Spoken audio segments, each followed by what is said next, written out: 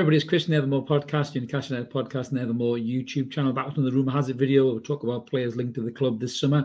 We're into the final 2.5 weeks of the transfer window, and seemingly we're trying to sign every single young attacking player that there is in the world, and we keep getting knocked back. So we're going to get stuck into a couple of players in a minute and just give you my take on it. Let us know what you guys think in the comments below. We always love to engage with you. And just a little bit of housekeeping before I get stuck in. If you haven't already, please click that like and subscribe button. We're very close to 1,700 subscribers now. Thank you so much to everyone who's hit the button. You know, we need a few more to get us over the edge there. Click that notification bell. You'll never miss any of the videos, whether it be the weekly podcast Mondays and Wednesdays or the uploads that we do now. So let's get stuck into these players. And, I'm getting a bit frustrated, I think, like everybody is, about the lack of attacking squad depth. We talked about this on What's Going On Monday. The bench is a championship bench, really, by and large. We haven't got any game changers. Elliot Anderson, is on there that, we're yet to see in the Premier League. I don't know what Eddie Howe just doesn't want to put the lad in to the hot water, but it's unfair that you expect a 19-year-old to be the creative influence to win games where you're struggling against the likes of Brighton. So we're looking at loads of young players there, and we'll be linked to this player. I'm not very keen on this. We're going to get stuck into this in a minute, so I'm going to pull up his slide. We'll be linked to João Pedro from Watford. That's right, Watford have got relegated. So another relegated side. I know there are some good players there, but it doesn't fill me full of confidence that we're bettering ourselves as a squad when we're raiding the teams that went down, below us. João Pedro, you can see his stats there. Mark's pulled them up. They're not great. I know Mark's saying this because he plays in a Watford team. He's a young lad. He's only 20 years old, so I get the whole, let's buy a player for the, for tomorrow as opposed for today. He can play across the front three. He can slip in through the middle if Wilson's injured or whatever. And he has got some talent. He's, as Mark says, dribbling, passing. He comes back and tracks back and wins the ball. So, he does have something to offer. But I'm sorry, I just can't get excited about this at all. We've gone from Ekitike to João Pedro. And now, people might say, well, Ekitike was improved in the Premier League as well. But I didn't see half a Europe trying to sign João Pedro when he was available before he went to Watford. So I'm not getting massively excited about this, to be honest with you. You can see his stats there. He's been at Watford for a couple of years, 77 appearances, 14 goals and 4 assists. And before that, he was at Fluminense, 29 appearances, 7 goals and 2 assists. So he's not exactly a goal machine. You can see how he compares next to Callum Wilson there. He's light years away from Callum Wilson in terms of goals. He got 1 goal. He's in the 1% tile of goals. Contributions over 90 minutes, for the top 5 leagues in Europe. The only stats that really stand out is he likes to shoot a lot, and I think his shot conversion accuracy, comes in quite high there in the 75 percentile. But yeah, I'm not getting excited about this at all, to be honest with you. I sound like a bit of a moaner, but I would expect better players than this. For Newcastle United, for all the investment we're put into the back of house, Dan Ashworth and everybody else, consistently raiding relegated sides doesn't fill me full of a great deal of confidence. I think everyone thinks because you're Brazilian, you're suddenly mint, just like Bruno and Joe Linton as well. That's not always the case. João Pedro's got some talent. Yes, he scored at St James's Park when we were fucking stinking against Watford. I think I could have scored in that game. But yeah, I'm not getting excited about this at all, to be brutally honest with you. He's a big no-no for me, and especially when you see in the stories that were bid, 23 million had that knockback, and Watford won £30 million. I think I tweeted it, and I'm saying it again, get in the fucking bin, Watford. 30 million quid for a kid who scored next to no goals and, it didn't stop you from getting relegated. I'm sorry, but no chance. This is a big no for me. Let us know what you guys think in the comments below. Yeah, but a huge no for me. I'm not game for a store. Just because he's Brazilian and is 20 doesn't mean he's going to be a cracking player. So, yeah, move on to the next one as far as I'm concerned for 30 million quid. I wouldn't pay 30 million yen for João Pedro. So I just think that the club's getting their pants pulled down. I think they're panicking a little bit. They're desperate for that attacking option. They've let Dwight Gale go. They haven't had a replacement to come in. Now they've only left with Chris Wood. So when we get to the end of the window, if we haven't signed a player to fill that slot, you either need to promote from the youth academy and just fucking deal with it, or you have to admit that you've fell asleep at the wheel, really. You haven't signed the relevant players in the relevant positions. So we'll leave João Pedro there. But as I said, let us know what you guys think in the comments below, guys. There is some other positive names that are being linked there. So we are still linked to Gonçalo Ramos from Benfica, who I'd much rather have. I know that the fee you're talking about for him is 25, 35 million, but he's more of a goal scorer than João Pedro. He can play through the middle as a target man as well. He's got a good touch. He's played European football. For me, I'd be much more confident paying, thick ends of 25, 30 million quid for a lad like that who's proven in a top European side than a kid who's just gone down in the championship with a whimper. So, yeah, for me, I'd much rather go for Gonçalo Ramos. But with that one, there's a bit of a bidding war going on. Apparently, Wolves are interested in him. And as many people know, if you're Portuguese, you end up at Wolves. That kind of happens generally.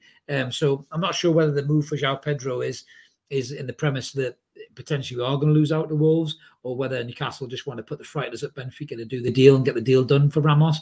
But that is still bubbling on behind the scenes.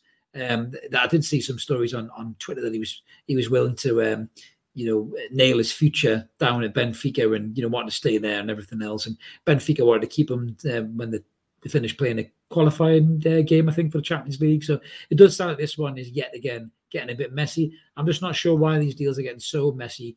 The other business we did previously was nice and tidy, under the radar. We've got, Trippier in, nobody saw that coming. We've got Matty Target in, nobody saw that coming. Botman deal was a little bit more in the media.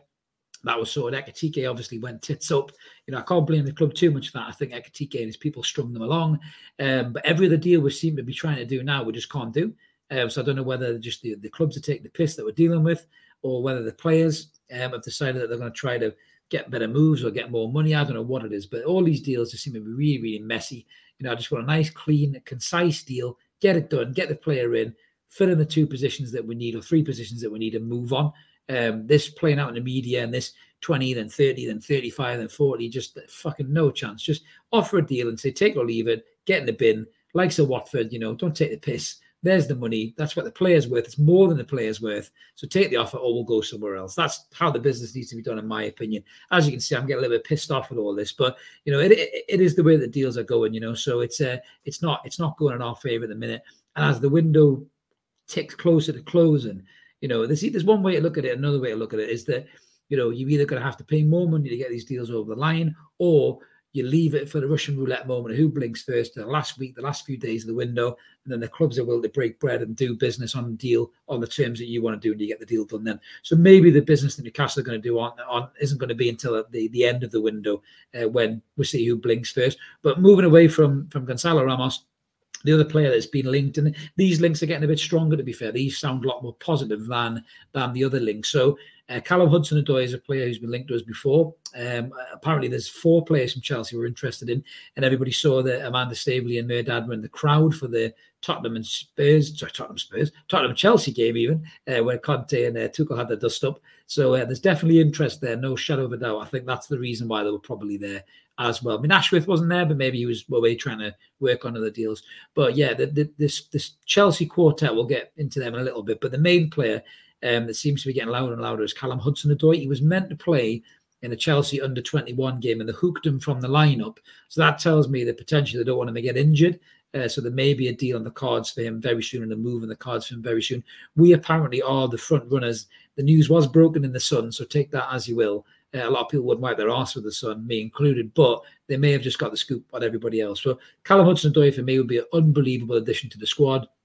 21 years old, talented, England international, European football under his belt, very skillful player, can create, can score, pace, trickery, quick feet, more consistent, in my opinion, as well, than the likes of a Miggy Almiron or even an ASM, when he's playing, that is, which has obviously been very rare recently, as Chelsea do that to players. So yeah, massive for me. I'd love Callum Hudson-Odoi. I'm way more excited about that than I'm about links with João Pedro. In my opinion, I think Hudson-Odoi is a move in the right direction. João Pedro, not for me, is a move to the side, in terms of a player that's, is he much better than what we've got, really, in my opinion? Yes, he's better than Chris Wood, but fuck me, I'm better than Chris Wood, and I'm 40-yard and fat as fuck. So that's not really a good comparison. So looking at the other Chelsea players that we're after, obviously, we have talked a little bit about, might as well rattle them off now. So we've got Conor Gallagher is one, Christian Pulisic is a big one, that's another one, and I think it's Ziyech is the other one. So they're really, really good players. All 4 of those players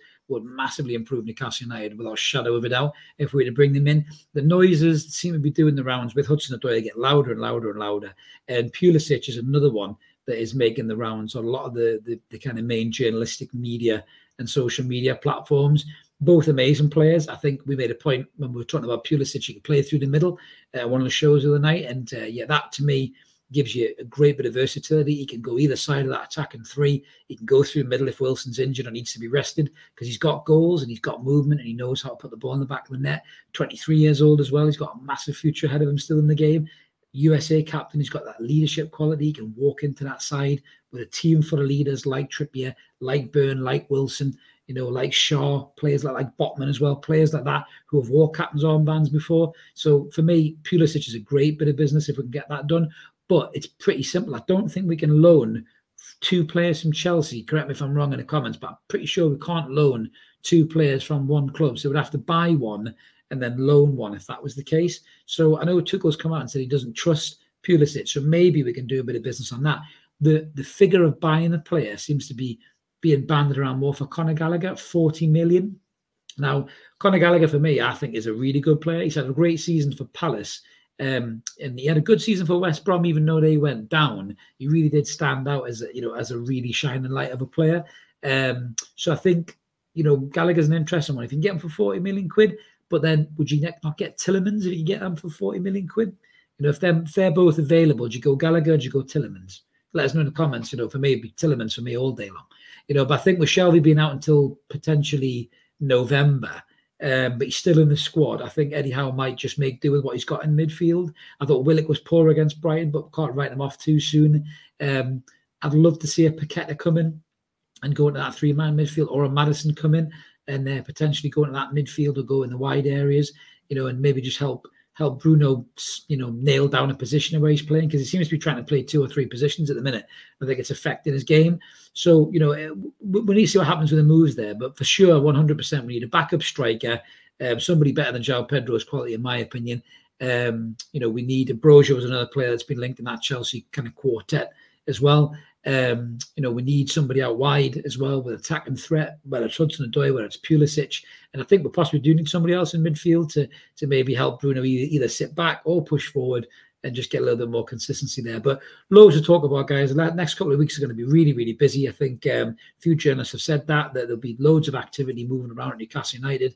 I think we're going to be linked to every single player under the sun in the next couple of weeks. But we need to pull our finger out and get some business done, because the longer we leave it, either the more desperate we'll be, or the opportunity may be there to get a player done than maybe the last day of the window, which we've never had really before. We've always been worried about selling players back in the Ashley regime, so that'll be something interesting when this window slams shut. So as I said at the start, if you like what we do, please click the like and subscribe button, smash the bell as well so you don't miss any videos, any of the uploads like this, or any of the live podcasts Mondays and Wednesdays. We are going to be back on Wednesday with the boys. Just to chew through some of the fat, talk a little bit about Brighton. Mark's got some really, really good detailed slides about kind of where we potentially got it wrong and where we got it right as well. So definitely tune in for that. That'll be an interesting one to see. And we're also going to be talking about a few other things like this all or nothing supposed documentary, whether you agree with it or disagree with it. I've got my opinions, but tune in on Wednesday at 7 o'clock and find out. So until then, it's Chris from the Evermore signing off. Let's keep supporting the team, Recall United, and we'll catch you next time. Cheers, guys.